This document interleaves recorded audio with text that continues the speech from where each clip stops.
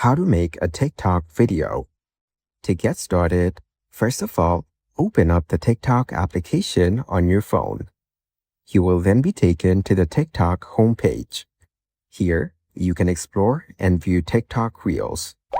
On this page, go to the bottom panel and tap on the plus icon in the middle.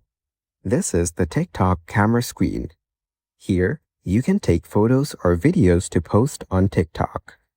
Now, you can choose a time limit for your video, or tap and hold the capture button to record a video.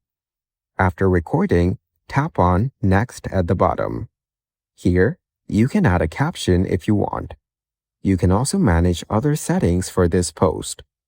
Then tap on Post at the bottom to post this video to your account. So, by following these simple steps, you can go ahead and easily make a TikTok video.